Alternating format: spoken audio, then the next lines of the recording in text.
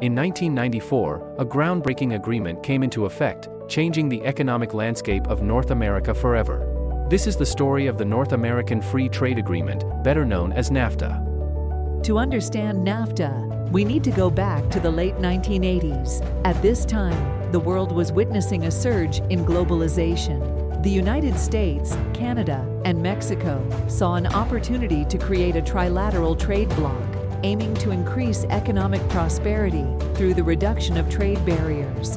On January 1, 1994, NAFTA officially came into effect. It was the first of its kind, a comprehensive agreement that eliminated most tariffs on products traded among the United States, Canada, and Mexico.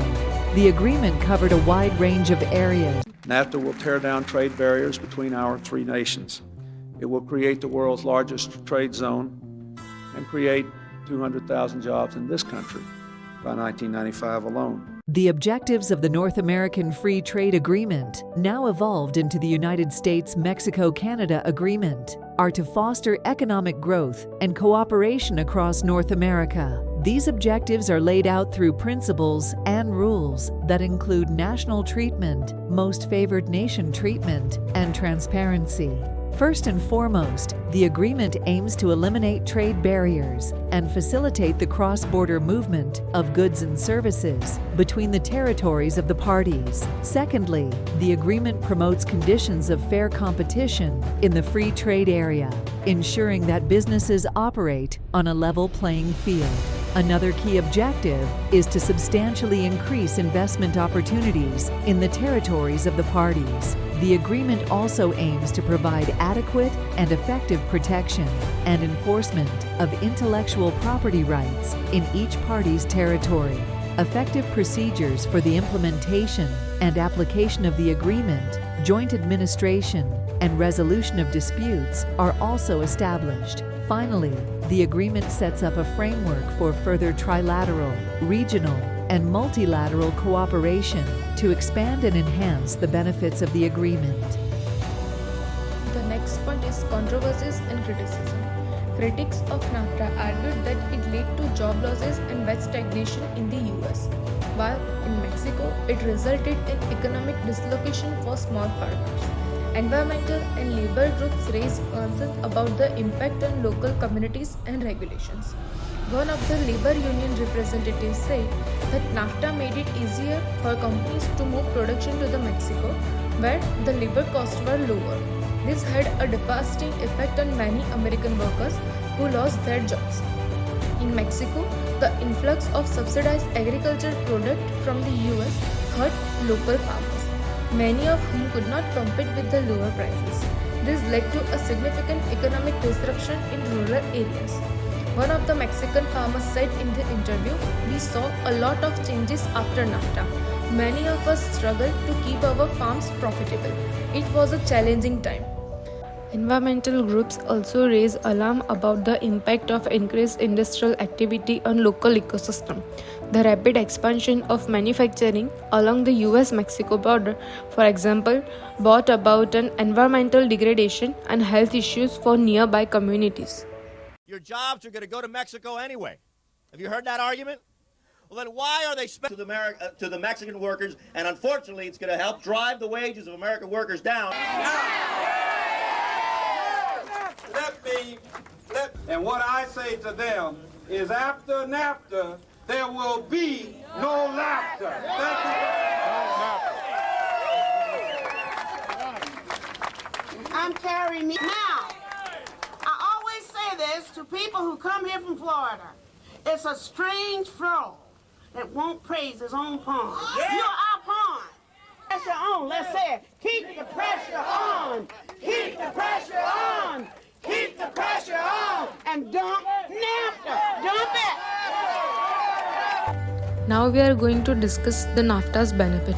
Despite the criticism, NAFTA also brought numerous benefits. It created a more integrated supply chain across North America, boosting efficiency and reducing costs for business. In the interview clip, business owner said, "Our company was able to expand rapidly thanks to NAFTA. We had access to new markets and could source materials more cheaply. It was a game changer for us." Consumers also benefited from lower prices and a greater variety of goods. The increased competition led to innovation and improvements in quality across many sectors. Well, I think the NAFTA thing is so deep for the average layman. Even though I've been in the warehousing and shipping business on the Canadian border for almost 60 years, we think NAFTA is a wonderful situation, and hopefully it continues. And the shipping to Canada is always going to be international unless they do away with the border, which I don't see that happening anytime soon.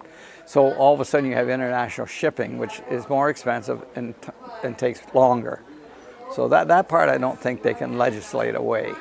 The duty part, I don't see either of our countries giving up the ability to collect taxes. I don't see that either. Evolution of NAFTA. Despite its controversies, NAFTA continued to be a cornerstone of North American trade for over 2 decades. However, it was clear that updates were needed to address the evolving economic landscape for upcoming years.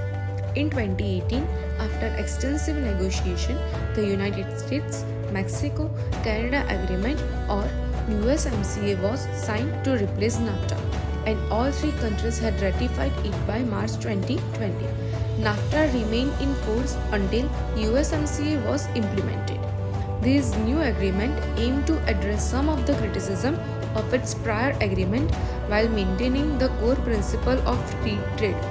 Policy analysts comment regarding the USMCA that the USMCA introduced several new provisions, including stronger labor protection, updated environmental standards, and rules for digital trade.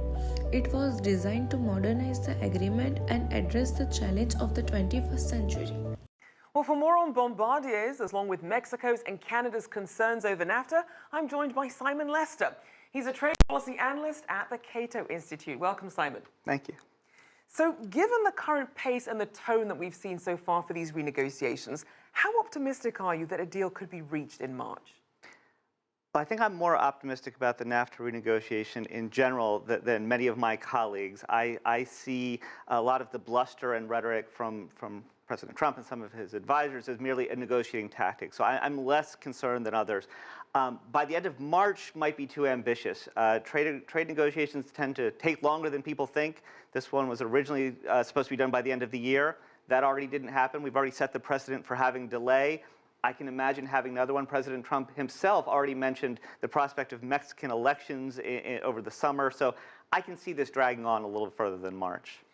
With our signatures today, we will formally declare the intention of our 3 countries to replace NAFTA with the USMCA. The USMCA is the largest, most significant, modern, and balanced trade agreement in history. All of our countries will benefit greatly. It is probably the largest trade deal ever made also. In the United States, the new trade pact will support high-paying manufacturing jobs and promote greater access for American exports across the range of sectors, including our farming, manufacturing, and service industries. As part of our agreement, the United States will be able to lock in our market access to Canada and Mexico and greatly expand our agricultural export. One of the trade experts commented on the USMCA that the USMCA is an evaluation of NAFTA, reflecting modern economic realities and addressing some of the concerns and concepts that had emerged over the years. It's a testament to the importance of these trade relationships in the future. NAFTA and its successor, the USMCA, have left an undeniable mark on North America, while debates about the benefits and drawbacks of free trade continue. There is no denying the profound impact this agreement has had on the economic and life of millions. This has been a look into the history, impact, objectives, and evaluation of North American Free Trade Agreement.